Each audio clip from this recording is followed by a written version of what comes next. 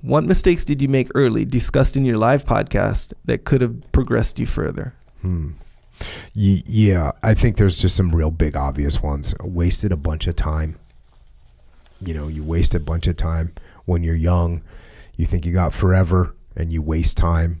And whether it's doing stuff that's not productive, whether it's going out, getting drunk, whatever dumb things you waste time doing, whether it's just wasting time. And you know what? Look, I'm not saying don't have fun in your life, because that's wrong answer too. That's too extreme. But what I am saying is I sometimes I had a little too much fun. Sometimes I wasn't focused on the right things. So wasted time is number one. Wasted money. Wasted a ton of money on dumb stuff. And I'd say that both of these, so wasting time, wasting money, those are like the two biggest mistakes that I've made. But I would say the root of those mistakes is that I didn't do a good job of connecting the future to the present. Yeah. Right? You just don't, when you're young, I shouldn't say that. When I was young, because I don't want to put a universal blanket of being dumb on everyone, sure, even though you're nodding your head pretty heartily over there. Well, because you were probably, yeah. Well, we see a lot of people do this, right? Well, a lot of us, we waste our time, we waste our money, and we don't connect what we're doing right now with what's going to happen in the future. And that is not a good policy to have. What we want to do, and what I try and instill with kids, with my kids, with kids that I talk about on the podcast, is I want to connect what decisions are being made right now with decisions that with the end state that you end up with in your future. So if you take advantage of your time, you're going to be in a much better place. If you save your money, you're going to be in a much better place. If you invest your money properly, you're going to be in a much better place. If you train and you treat people, if you train hard, you're going to be in a much better place. If you treat people respectfully and you build relationships, you're going to be in a much better place. If you do the opposite of those things, you're going to be in a worse place. If you treat people like dirt, it'll come back to bite you. If you waste your money, you won't have it. If you waste your time, you'll run out. So I think the biggest mistake really for me was that I failed to connect the present to the future. The only ways that I succeeded in that early on was through luck. Like, I joined the Navy. And I'm very lucky that I did, because I was immediately building my future, even though I had it wasn't my intent. Right. I bought a house. That was a great, what did I buy it for? I wanted a place to live. What did I end up with? An incredible investment. Enough to buy another house. That one was a little bit more intentional. Oh, okay, wait a second. If I own another house, and I was just talking about this with a friend of mine, it was like, that I was explaining and he remembered when I got my second house, and I was like, in my mind, Donald J. Trump, the real estate landlord, like master, yep, right? Someone was going to be paying me rent, yeah. And I had another house that I was going to live in. Mm-hmm. So that was where I started making this shift, where I connected the present with the future. Yeah. So what you do today is directly correlated to where you'll end up in the future. That is in Echo's favorite sort of thread of this entire podcast. Yes, sir. Is playing the long war. And it took me too long to start fighting the long war. That's what I'll say. That will say the biggest mistakes from my early life. Yeah. And really, in a way, they could be viewed as not even really mistakes, I guess. Just as more of just sort of, that's the way things happen, because most times we figure these things out later in life, when the long game starts to materialize. Because when you're early in your career, only the short game is sort of there.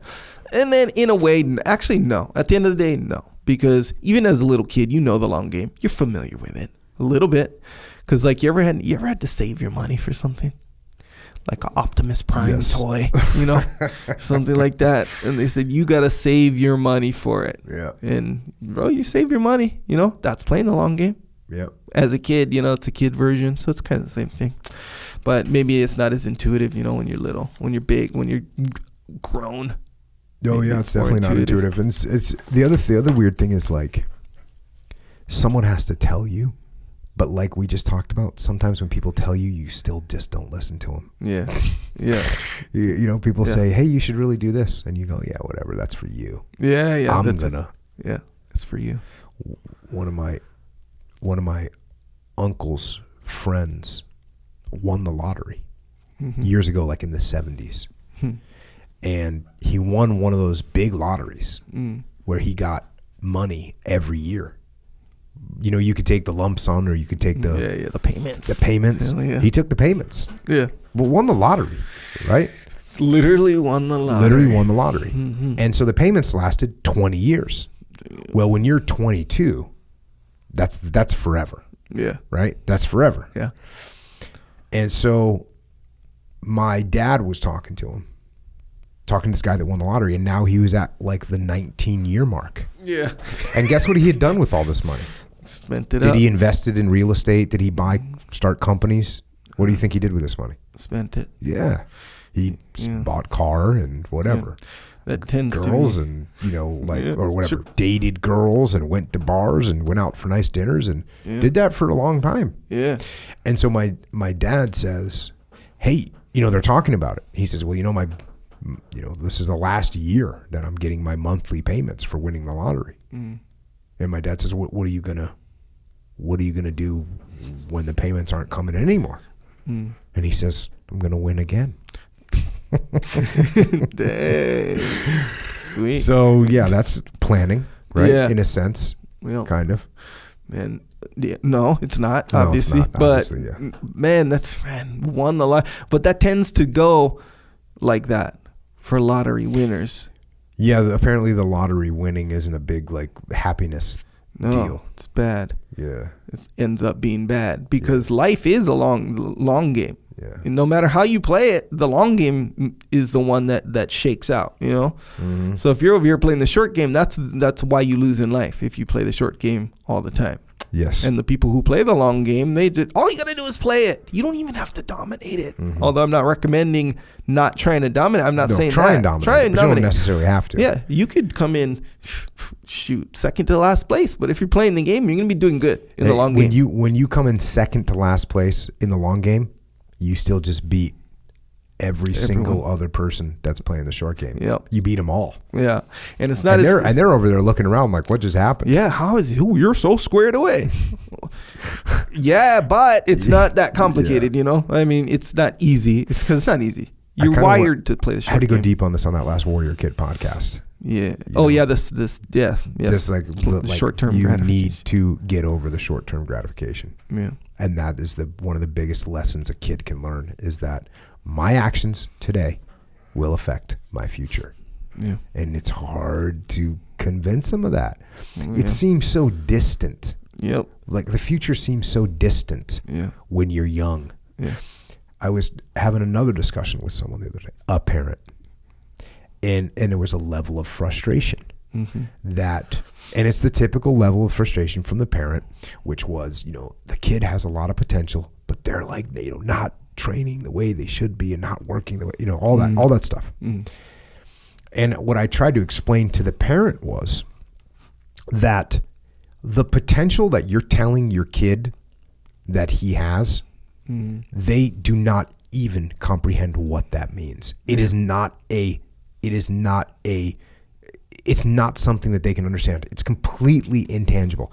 Like even when you say, oh, if you keep practicing this, you could be the champion. Yeah. This means you might as well say, if you keep practicing this, it means nothing to them. Yeah. So that's what potential is to a little kid. A little kid doesn't understand it. Yeah. And so, yes, you try and convince them. I mean, you try and explain it to them.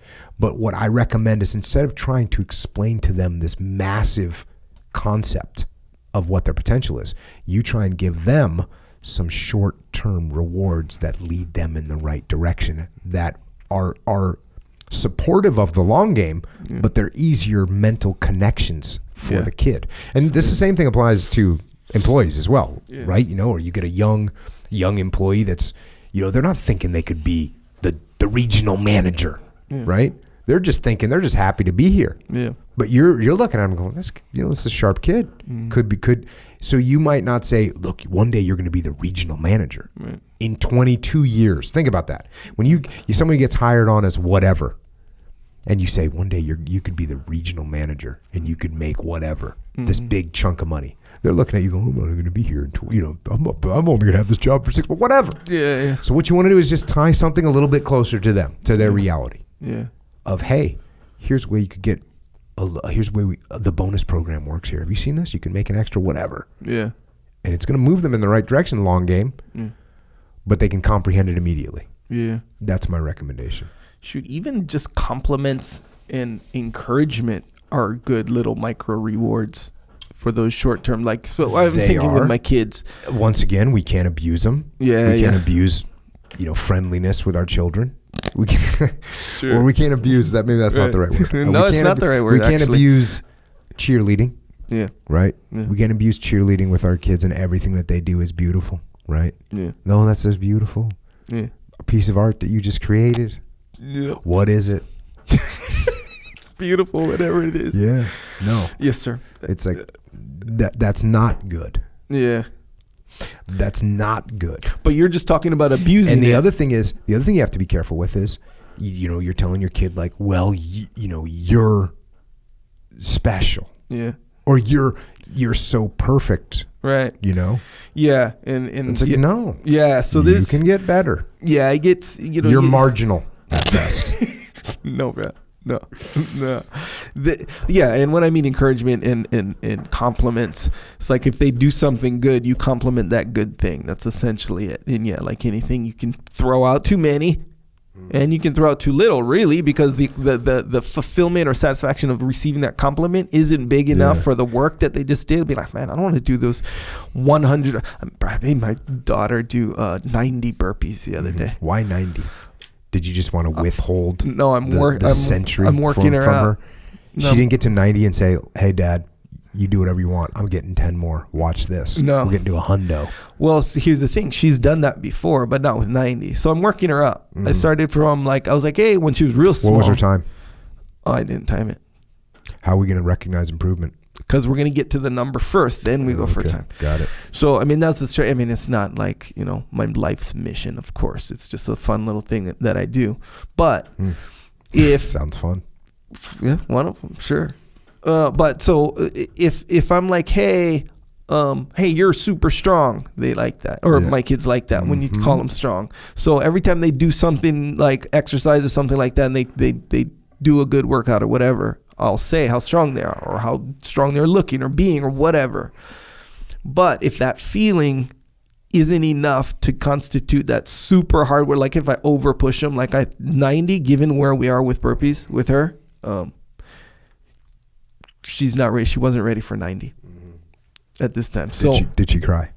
No, she didn't cry, thankfully, because she'll cry. No shame. She'll cry. I went for a run with my youngest daughter. This is a while ago. I don't know how old she was at the time, but I was like, okay, we're going to start running because I wanted to improve her mile time at the school. I said, okay, you want to improve that mile time? I know how to do it. Here we go. So her mile time was weak, and I said, we can get it better. So the first run we went on, I'm not kidding. By the time we got 1 minute deep, she had tears welling up in her eyes. Yeah. And I said, hey, just keep going.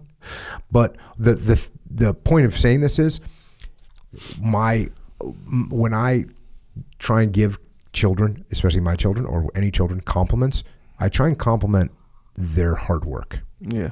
As opposed to you're strong or you're smart. What I say is you really worked hard for that and look at this great result. Yeah. Because what it makes them realize is that great results come from hard work. And guess what? That is the truth. Yeah. Because we all know people that were incredibly smart, incredibly strong, incredibly talented, and incredibly gifted, and they didn't do anything with any of those things because they didn't understand that they had to work hard. Even if you have all that skill, if you don't work hard, you're not going to get anywhere. Yeah. Dang, that's a good little addition. Lean towards complimenting the hard work. Yeah. And that's what you really want to see. Yeah. Let's face it. Let me ask you this, and this is a tough question. would you rather have someone on your team that is extremely talented or extremely hard worker? Yeah.